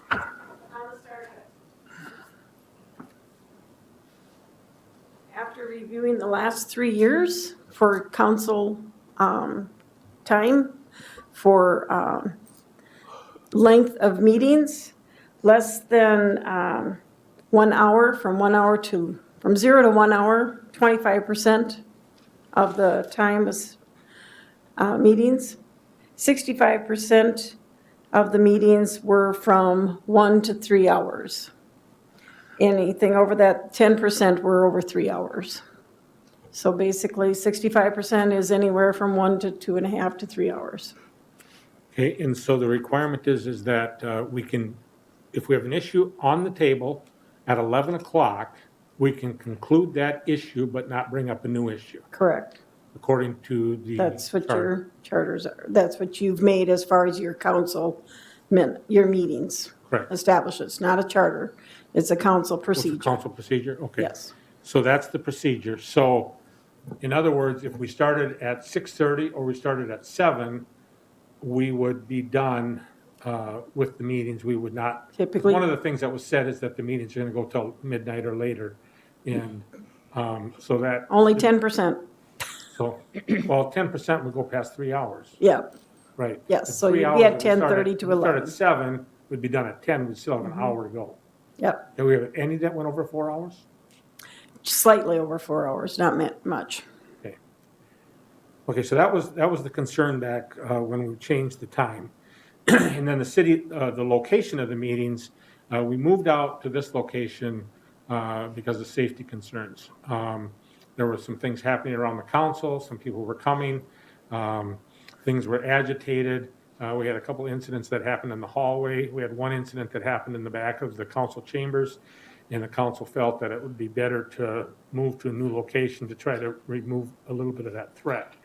The concern is the threat possibilities are no different there than they really are here, other than in this room, you know, we can go that way and we can go that way, but we still go to a common area. And so, Chief, in your opinion, is this building safer than what the municipal utilities building is as far as logistically? Well, thank you, Mr. Mayor. This is what I was working on before. I wasn't aware it was going to be on the agenda tonight, but we did, a number of officers over a considerable period of time did some assessments at the old location versus the new one. Just in brief, there were some fire code issues at the last one, including occupancy where the chairs were blocking entries and exits. There were some ADA issues as far as the restrooms, mobility. There was only one entrance to get people in and out. For safety, we identified at the other building that there were, for fire exit, there was one door to Litchfield Avenue, which was stuck shut, so no one could even exit that way if they wanted to. 2 doors for emergency exit required keys for exit, which don't really make them emergency exits. All front exits of the council chambers go to the most probable threat area, so that if there were going to be problems, I was funneling the council right to them. You probably noticed just from when you push your chairs back here, you do have some limited room to get out if you needed to in the old council chambers. If you pushed a chair out, you stuck everybody in the middle in between. So there's only one shelter-in-place location, the old location, and you needed a key to get into that, and hopefully the right person with the key was seated in the right spot. Here, you know, I don't want to talk in open, you know, TV about some of the plans that we've made, but there's other security things that we put in place here. And there are many exits that can take us to safe areas where staff can shelter in place. So that's some of the considerations we did. There was additional parking available at this location versus the other. There's staff on duty here for maintenance and lockup, which there was not at the other building that we were the ones that would lock up there. You know, and as you indicated, Mr. Mayor, at the time of the meetings, there was a lot of contentious moments there with, you know, so it required extra officers, extra staff. We had no overflow available like they do here, where we could have people, other, you know, citizens sitting in another room watching on a video camera. At the other building, they were lining the sidewalk and the hallway outside and causing some safety concerns there. So my recommendation, making it probably longer than you want, is this is a much safer, more accessible, and user-friendly building from my perspective than the other location. Okay, thank you, that's what we're looking for. So, so if anybody would be willing to make a motion to either consider a change of location of the city council meetings and/or start time, I would be willing to introduce those at this time. I'll make that motion. And what is your motion? To change start time and location. Start time to what? 6:30 would be feasible for me. There's a motion that's been made to change the start time of our city council meetings to 6:30 PM and to move the city council meetings back to the municipal utilities building. Yep. Is there a second to that motion? A second. Motion been made and seconded. Discussion. Councilmember Nelson. After what we just heard from our police chief, I cannot support moving back to the municipal utilities. And having been there and having gone through active shooter training there, what he was saying brought back memories to me of what we did go through. So I cannot vote to move back to a location that I did not feel safe in. And I think we need to respect our police chief. We had to have another officer around. I think this building serves us as we plan to look to what we need. And so I can't vote for that. I was going to request that if we want to change our start time, perhaps we should poll the council, because we all have personal things that need to happen. And I don't know what's best for Andrew's schedule or for Councilmember Ross or for the rest of us. And so I'd rather see us poll it than just change it. A half an hour is not that big a deal, but I cannot vote to change the location. Councilmember, before we get going here, I want us to, the comments go to the motion. Councilmember Nelson, her comments went towards the motion. So I want the comments to go towards the motion, not towards an individual council member. Councilmember Butterfield. When we made this motion back to change from 7 to 6, a lot of us said we would try it out, see where it goes. We tried it out, worked great during the summer months. During the fall, winter, a lot of us, there's been a few of us, mostly myself, that has not been here on time. And that doesn't sit right with me. When I'm supposed to be at work, I want to be at work at my start time, not a half hour later, not 45 minutes later, not 5 minutes late. I would rather be here at my start time than miss out. Additional comments or questions? Councilmember Ross. Thank you, Mr. Mayor. I'm content to have conversation about the start of the meeting. However, after what we just heard from Chief Felt, I think we ask our police department to keep this community safe. He's given us a pretty clear recommendation about how we can help him do that, and to vote for the current motion as it stands. There's no way I can support that. Additional comments or questions? Councilmember O'Brien. I would go for part of the amendment, but I'd go for the later start time. I believe we should have a full council. And if he's doing his job and he's a half hour, if it runs into a half hour late, I mean, I don't have a problem. I mean, I can adjust half an hour if that's what we're looking at here. I don't have a problem with that. I just want to see the full council have an opportunity to be here. Well, I'll make an amendment to that, just to change it to the start time, and we'll worry about the location another time. To drop the change in location, just change it to the start time of 6:30. Mr. Scott, help me out here. Is that a substantial change? 50% of the motion. Mayor, I mean, it is, but I think if the maker of the motion and the seconder are clear that they want to drop the second half of the motion and just limit it to the start time, and you're comfortable with that, that's okay. It's, in my view, this is again, the council trying to craft the motion they want to vote on. And if the maker of the motion and seconder want to adjust it on the fly and everyone's okay with that, that works for me, as long as the minutes are clear and what was voted on. Okay, but what I heard from Councilmember Nelson was that she wanted to poll the council before we set a time. So would the maker of the amendment to the motion and the seconder to the motion, to the amendment, be willing to poll the council on the time before we, because I want to get everybody's input here. I'm not trying to exclude anybody here. Would you be okay with that, or you want to leave your motion at 6:30? Let's just table it then. You know, if I'm late, I'm late.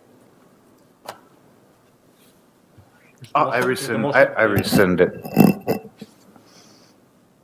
Do you rescind your second, sir? No, I think we Is should. there a second to the motion? The motion dies for a second. Is there a motion on the, or let's have, as a council, have a seconded it. discussion? I did second it. I said it. But the motioner rescinded the motion, so that means that you have, that then makes you, that makes you the motioner, and we have to have a second. Give me a. Am I right, Mr. Scott? Heaven's sake. I don't, Mayor, I believe, and I apologize, I don't have my rule book with me. I believe when the motion is made and seconded, in order for it to be withdrawn, both the maker and the seconder have to agree to withdraw it. So I would say Okay. that you still The have a motion's motion still on the table at this point. Okay, additional, Councilmember Davis. I feel like we should just go ahead and vote on it because it's a half an hour. Additional comments or questions? Councilmember Fairley. Doesn't matter to me, 6:30 or 7, so good either way. Councilmember Osmus. Again, looking for a clarification. Did we take out the meeting location? Are we Yes. just voting on the time now? Just voting on the time. Yes. Perfect. Did we? Yes. I didn't think we did, but okay. He took it out. Yeah, He okay. took it out. Mr. Scott said it was up to me to determine whether or not to have it rescinded or not. Whatever. O'Brien was not willing to rescind, which left the motion on the table. And But so, it removed, O'Brien was willing to remove the location, but not the time. correct, Is that what we ended up with? Right. Okay. Yep. yes, yes. Yeah, that's what he said.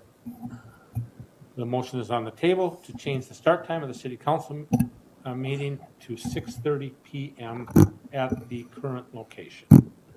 Roll call. Councilmember Fagerly, Aye. Just go by. Osmus, Aye. Butterfield, Aye. O'Brien, Aye. Ask, Aye. Davis, Aye. Plowman, Aye. Nelson. Aye. 8 ayes, 0 nays. That resolution passes. I'm sorry, that motion passes. Any community pride announcements from anyone, council? I just want to thank Wilmer Fest for all the hard work they did on Celebrate the Light. Too bad they had to close early because of, I believe, a little bit of wind damage, and then also with the cold temperatures. So thank you to Wilmer Fest and their board and committee for all the work that they did. So with that, I'll entertain a motion to adjourn. So moved. We're adjourned.